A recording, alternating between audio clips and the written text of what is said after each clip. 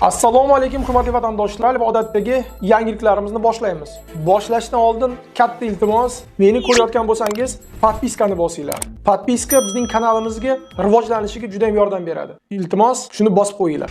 Moskva hamda Moskva oblasti va Sankt-Peterburgdagi hamyurtlarimizga 10 yillik stajiga ega ishonchli dokument xizmatlarini taklif qilamiz. Registratsiya va uni продление qilish, трудовой договор, уведомление, spravkalar, проверка bazalar xizmatlari mavjud. Muhim eslatma, Amina ilovasi to'liq ishlamaganligi sababli registratsiya qilmaganlar zudlik bilan ushbu xizmatdan foydalaning. Hoziroq ekrandagi raqamlarga qo'ng'iroq qiling yoki WhatsAppdan yozing. Diqqat, tezkor xabar. Rossiyada 28-yanvardan boshlab yangi qaror kuchga kiradi. Assalomu alaykum qadrli mehmon, videodan to'liq xabardor bo'lish uchun videoga like va podpisatsiya tugmalarini bosib qo'ying. Rossiyaga farzandi bilan kelayotgan xorijliklar uchun ma'lumot. Rossiya ichki ishlar migratsiya xizmati bolalarga ham registratsiya qilish va uni uzaytirish shartlarini eslatmoqda. Xorijlik o'zining mehnat patenti asosida farzandining registratsiyasini uzaytirib olishi mumkin. Agar xorijlikning Rossiyada bo'lish asosi bo'lmasa va bolasiga ham hujjat qilib bera olmasa, u mamlakatni tark etishi shart. Xorijliklar reyestrga tushib qolganida bolalarni bog'cha va maktablarga joylashtira olmaydi. Hujjatsiz bolalar ham reyestrga kiritilishi mumkin. Bolalari ta'lim muassasalariga qatnamaydigan ota-onalar fuqaroligidan qat'iy nazar majburiy qoidabuzarliklar sodir etadi. O'z majburiyatlarini qo'pol buzganlarning Rossiyada bo'lishi nomaqbul deb topilishi va ularga kirishga bir umrlik taqiq qo'yilishi mumkin. 2026-yil 28-yanvardan boshlab Rossiya Ichki ishlar vazirligi va Maorif vazirligi migrantlar bolalari to'g'risidagi ma'lumotlar bilan o'zaro almashishni boshlaydi. O'zbekiston Rossiyadan makaron sotib olishni oshirdi. Rossiya makaron mahsulotlari eksportini 2025-yilning dastlabki 9 oyida 21% ga oshirdi. Bu haqda Rossiya Federatsiyasi eksport mahsulotlarini rivojlantirish federal xizmati ma'lum qildi. Qayd etilishicha, ushbu davrda Rossiya 154 million dollarlik makaron mahsulotlarini tashqi bozorlarga yetkazib bergan. Eksportning asosiy ulushi an'anaviy tarzda qo'shni davlatlarga to'g'ri keladi. Belarus 35% ulush bilan yetakchilik qilmoqda. Yil boshidan buyon ushbu mamlakatga 54 million dollarlik mahsulot jo'natilgan. Bu o'tgan yilning shu davriga nisbatan 43% ga ko'p. Eslatib o'tamiz, avvalroq O'zbekiston 2024-yilda Rossiyadan 34 million dollar qarz olgani haqida aytilgan edi. Sankt-Peterburgning Pargolova shaharchasidagi avtomobil ta'mirlash ustaxonasida fojia yuz berdi.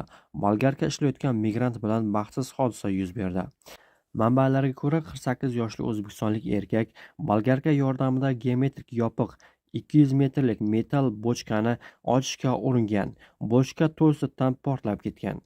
Portlash erkakni bir necha metr uzoqlikka uloqtirib yuborgan.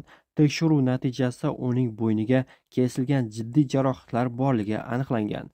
Voqea joyiga tez tibbiy yordam chaqirildi. Tez tibbiy yordam xodimlari ishchini qutqara olmadi. Muhojir kasalxonaga ketayotganda tez tibbiy yordam mashinasida vafot etdi. Shimoliy G'arbiy federal okrugi bo'yicha Davlat mehnat inspeksiyasi mutaxassislari hozirda hodisaning barcha holatlarini aniqlash uchun tergov olib bormoqda. 7-dekabr kuni Qozog'istonning Oqto'ba viloyatida yuz bergan yo'l transport hodisasida o'zbekistonlik 2 fuqaro halok bo'ldi. Bu haqda O'zbekistonda Favqulodda vaziyatlar vazirligi xabar berdi. Qayd etilishicha, soat 08:57 da Oqto'ba viloyatidan o'tgan respublika ahamiyatiga ega avtomobil yo'lining 1028-kilometrda Perm-Toshkent yo'nalishida harakatlanayotgan Yutong rusumli avtobus yon tomonga ariqqa ag'darilib, yo'l transport hodisasi sodir bo'lgan. Oqibatda avtobusda bo'lgan 49 yo'lovchidan 5 nafari vafot etgan. Ulardan 2 nafari o'zbekistonlik bo'lgan. Xabarda aytilishicha, Favqulodda vaziyatlar vazirligi Qozog'istonning mas'ul vazirlik va idoralar bilan birgalikda ishchi guruh tuzgan holda YTH oqibatida vafot etganlarning O'zbekistonga olib kelish va ularning oila a'zolariga dafn marosimlarini o'tkazishda har tomonlama yordam ko'rsatish bo'yicha barcha zarur choralarni ko'rmoqda. Siyosiy maslahatchi Igor Dmitriyev O'z maqolasida O'zbekiston, Tojikiston va Qirg'izistondan kelgan mehnat migrantlari mavjud integratsiya qiyinchiliklariga qaramay boshqa mintaqalardan kelganlarga nisbatan sezilarli afzalliklarga ega ekanligini ta'kidlaydi. Uning ta'kidlashicha, Markaziy Osiyoliklar postsovet hududida o'sgan va shahar hayoti bilan tanish, ko'pchilik rus tilida gaplasha oladi va ma'muriy tartiblarni tushunadi. Bu esa ularning Rossiya jamiyatiga muvaffaqiyatli moslashishiga yordam beradi. Dmitriyev bu migrantlarning Rossiya iqtisodiyotiga, ayniqsa an'anaviy ravishda ishlagan qurilish va qishloq xo'jaligi sohalariga qo'shgan hissasini yuqori baholaydi. Ular Rossiya iqlimi va ish muhiti bilan yaxshi tanish ekanligini va allaqachon ijtimoiy aloqalar o'rnatilganligini ta'kidlaydi. Shu bilan birga muallifning ta'kidlaganidek, Markaziy Osiyo migrantlariga qarshi axborot kampaniyasi fonida Afg'onistondan ishchi kuchini jalb qilish rejalari haqida xabarlar paydo bo'la boshladi. Dmitriyevning so'zlariga ko'ra, afg'on fuqarolarini o'qitish darajasi va integratsiya salohiyatini ancha pastligi jihatidan